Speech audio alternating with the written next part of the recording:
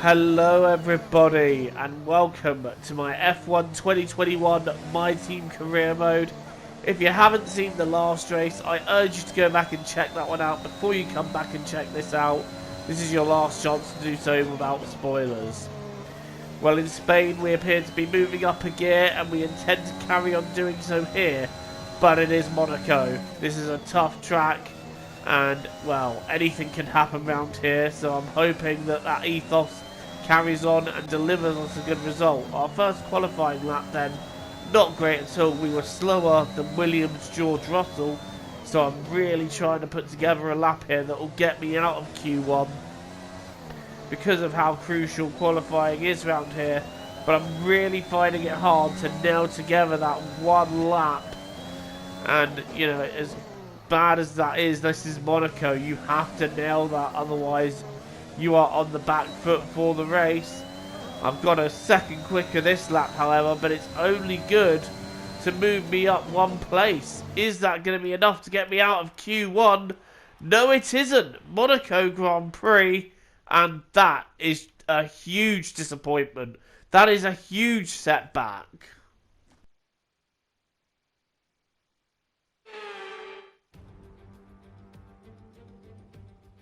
Formula One returns to Monte Carlo once again today, home to the world-famous Monte Carlo Casino, first opened in 1863.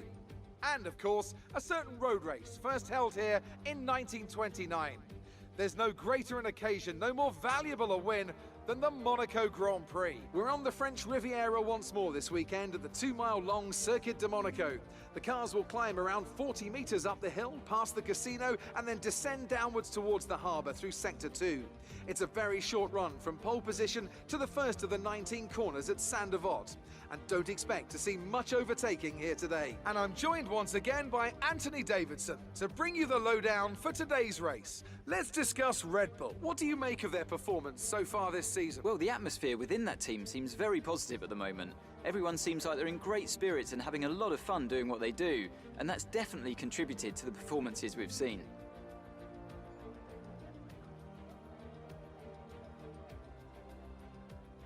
It's time to see how our drivers are stacking up after yesterday's exciting qualifying session. An immense lap from Lewis Hamilton yesterday puts him on pole position, and Valtteri Bottas will line up alongside. As we continue through the rest of the grid today, we have Jenson Button and Gasly, Ricciardo, Norris, Sainz and Yuki Tsunoda.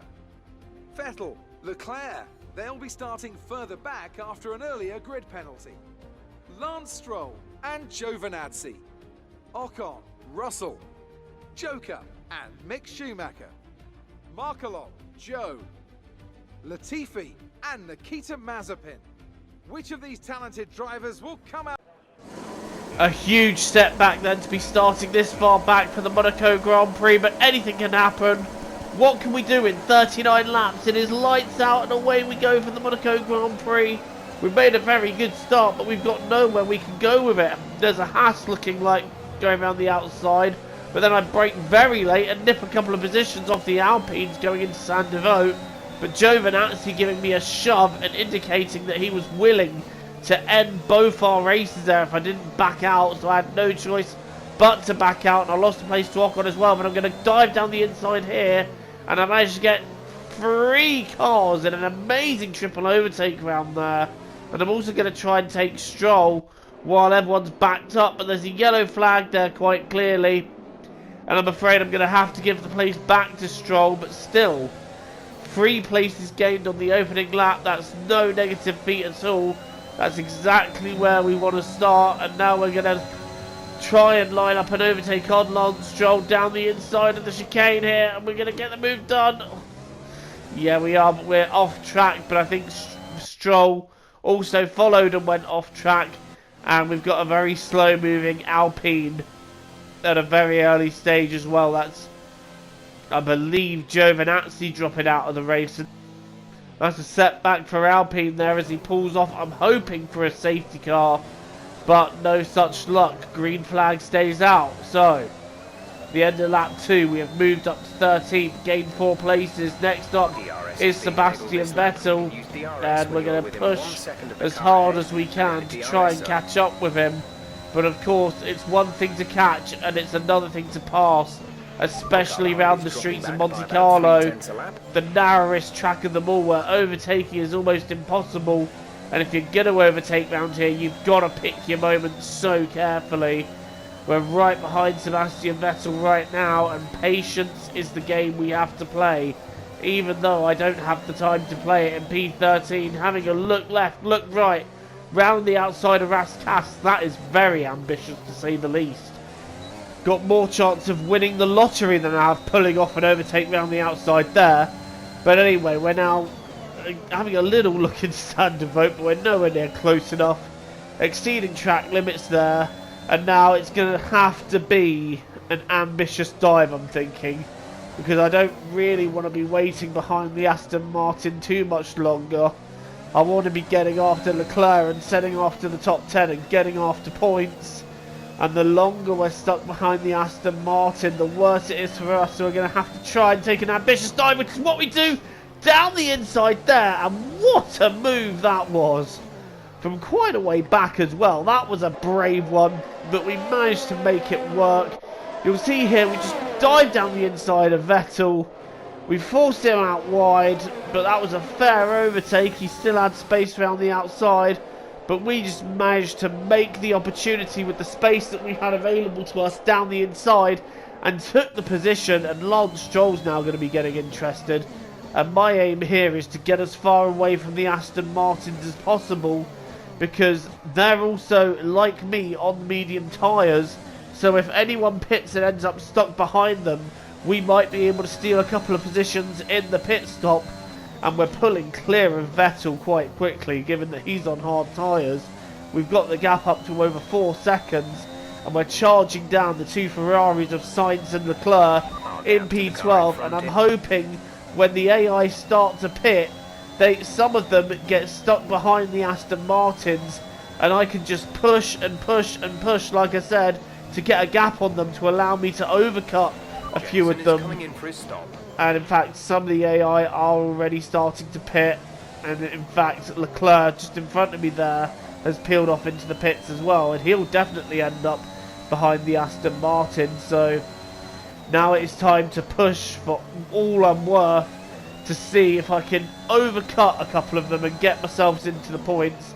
We're up into P2 with some of the AI pitting. Bottas maintains the lead, and Tsunoda is now the driver holding it all back because he has pitted. Stroll is in 5th, and he's holding people back a bit more.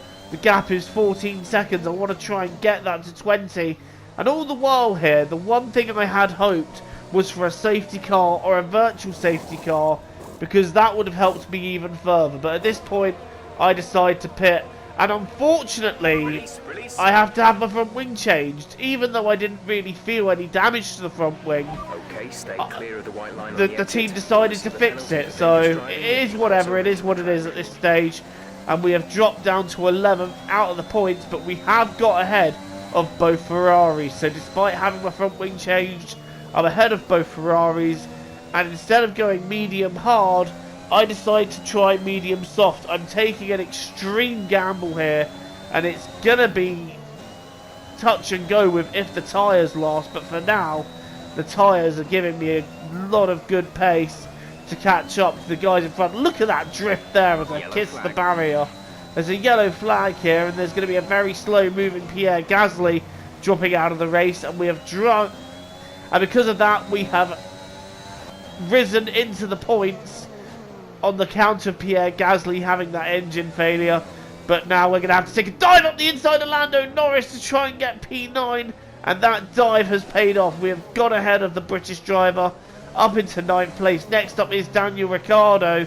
And then our teammate Jenson Button just ahead of him. So we have managed to make up some great time by using this strategy. And I'm really now starting to push to catch some of these guys. We're now right on the back of Daniel Ricciardo, but therein lies the same problem. Overtaking, and it is very difficult round here Jenson Button is in P6 and I am eyeing that P6. But in order to get to P6, first we have to take Daniel Ricciardo for P7. And I've been sitting behind him for a couple of laps now. And again, that sense of impatience starts to fall on me. So much so we're going to take a very ambitious dive down the Grand Hotel hairpin. And, well, that's not the cleanest overtake you'll ever see around here. And I think I made contact with Ricciardo there. And he ended up having to change his front wing. I was trying to stay with Jenson Button at this point, but with 3 to go now, sorry, my tyres have completely gone.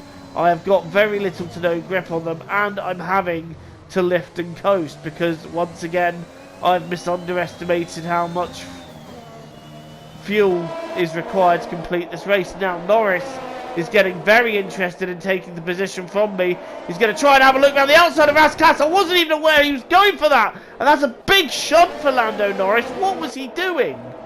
He's gone for the outside line there. He's just stuck his car in a space where there literally was no space. I've gone across there and I've lost grip. Lando's gone to take the outside. But there really was no space there. And if I'd moved over, I would have been in the wall myself. So, I don't know. What was Lando going for there? Because there wasn't a space. The space he dived into was straight where the wall was going to be. So, I'm not quite sure what Lando was doing there. But, we're now on the last lap. And I have got about as much grip on these tyres as I would have on ice skates. It feels like I'm driving on ice. Bottas has won the Monaco Grand Prix, and I am desperately trying to hold on to this P7. I've got a very interested Sainz and Vettel right behind me, so the Aston Martins have caught back up with me, and it just shows how much grip I do not have on these tyres, as well as the under-tray damage that I've got from what I hear on my team radio, which was unshown to you guys, but I was just losing buckets of time at this point. But whatever, it is P7, it is points, and after starting 17th, it's the best I could have asked for, really.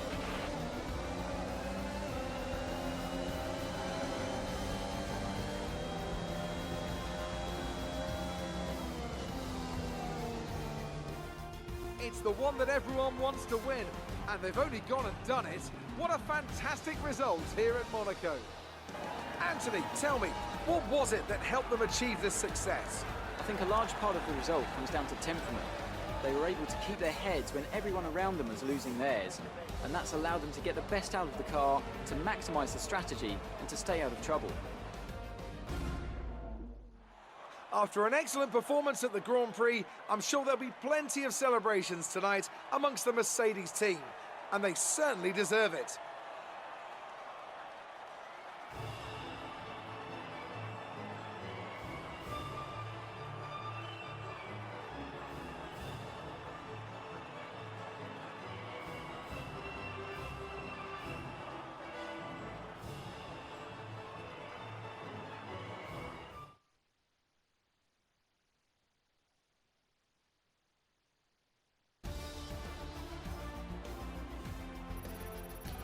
I am very conflicted about this result because on the one hand, it's 17th to points in Monaco and a fastest lap, so I really felt I got the maximum out of the car that I could have got.